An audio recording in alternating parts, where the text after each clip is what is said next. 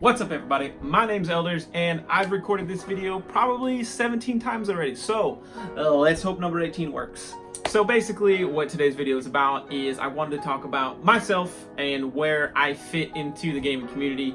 It's something that I feel is necessary to get people to maybe either align with what I'm doing or say, you know, I don't like that guy and I don't like anything he does. Hopefully this is the last video that you just see me here talking to you, but I thought this was a very important subject to get across early on. So what is my gaming experience in esports, right?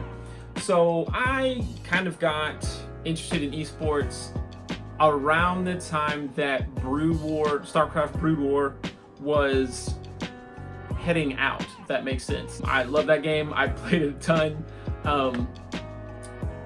and that was my start into what this whole world of esports was. Well, after that, I learned about fighting games. I learned about League of Legends. I learned about Counter-Strike, and it kept building and building and building. And like, this is something that I really enjoy watching, talking about, facilitating hopefully in the future. Esports is just something that has been so inspirational to me, but I've always felt that I wasn't a pro player, so I had no business being in esports, right?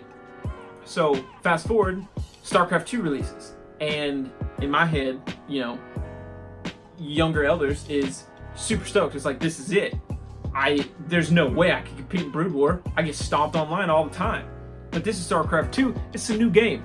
It's my time. Let's go. And didn't work out that way. But I did train really hard. I had plans to go to MLG Dallas for a StarCraft tournament, and the sickness that they call League of Legends took hold. When I started playing League of Legends, it enveloped everything that was esports at that time.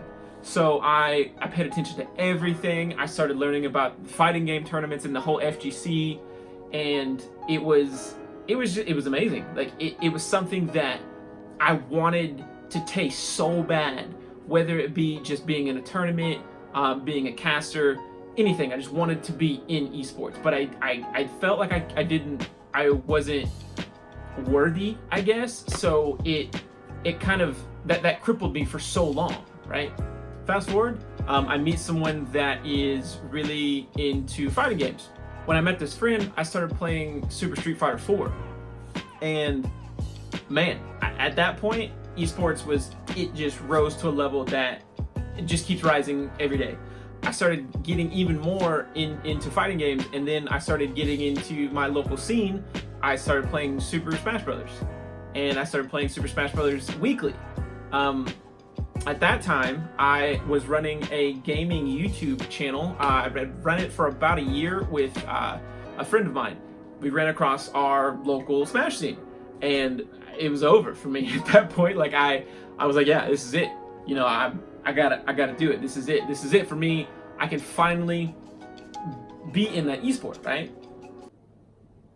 Damn, this video is gonna be long as shit. I'm so sorry. I started playing Smash at my local scene. I started getting into commentary because I kind of realized that my, how do you say, skills were just, I didn't really have the time to put in. I had the time. There's no excuses.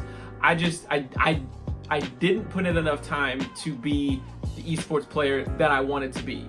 And so to me, I was like, okay, so how do I still stay in this environment? Casting was the first thing for me, right? People have told me I've had a good radio voice, and I think they're crazy because I hate hearing myself talk. And but that planted a seed, and I was like, man, casting sounds dope. Like, I love esports. I love talking about esports. Why not do it on camera, and other people can listen and hopefully enjoy what I'm saying? And yeah, so I started wanting to do that.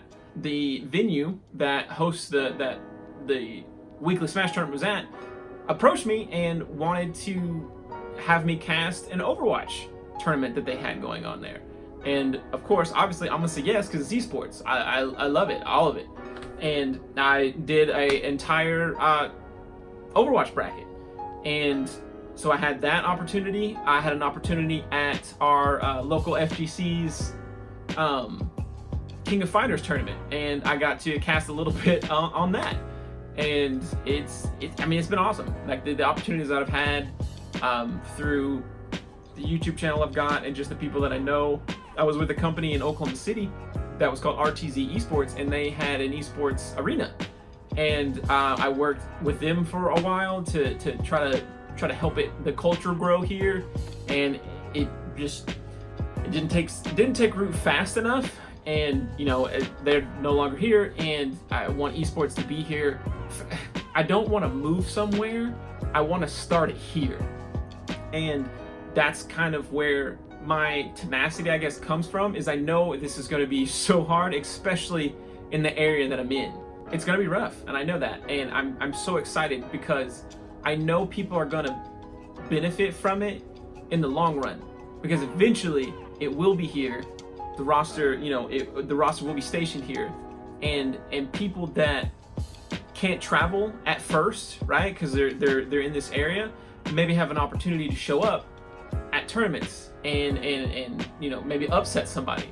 And I want to facilitate young people that maybe they haven't had the greatest luck in their life, or they haven't had really any great opportunities, and I want to give that to these kids, and even not even kids, like even people my age that haven't, that they had a shot, could have went pro in college, that whole saying. Like, I don't think that your college should just be your only shot. I want people to have that opportunity, and I'm gonna have to work hard as hell to make that happen. But for me, if even one person, they look back and they say, I did my best, and I only had this opportunity because the people at the roster, because I don't want people just to thank me, because it's going to take way more than me. That I want to thank the roster for helping me live something that I didn't think I could. And that's where I'm at in the roster. Like, I want to give people that shot. I got a great opportunity when I decided to accept, we were going to Geekonomicon in Oklahoma City. And we had a booth. The RTC had a booth. We had a whole setup, 5-on-5, and we were playing CS:GO. Throughout the day, we'd have people come up and play. And there was two groups of kids at this one point, and we were playing.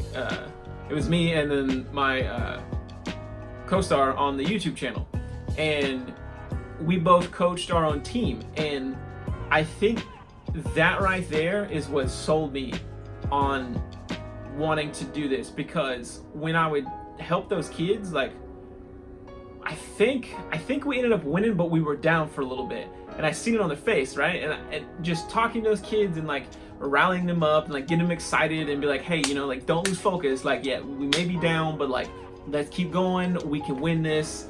And man, that was one of the best moments ever, is to see those kids so excited to win, man. Like that, I want to.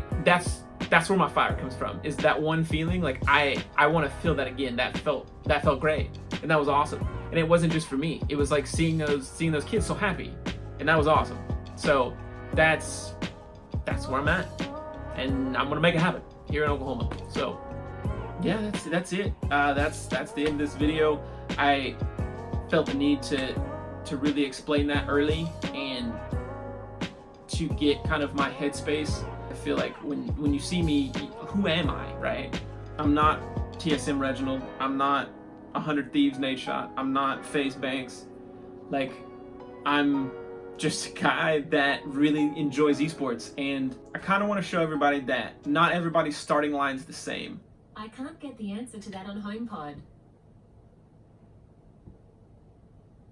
And that at any time you can find an opportunity to make your dream happen, right? And I hope I can facilitate that for people, kids and middle-aged and old people. Like if I get an old man in his 60s, 70s, that's like, yo, I'm trying to play some Soul Calibur, and mans is out there popping off, best believe you will see an R on his chest, bro. That would be so amazing to me to see that. And that's that's what I want, and that's what the roster is going to be. So I appreciate you watching this video, and it's a long one. It's probably boring if you made it this long. Oh, I appreciate you, you know. And yeah, that's it for this one. The next one hopefully will be a little bit more enjoyable, and it won't just be me talking. But yeah, until the next video, see.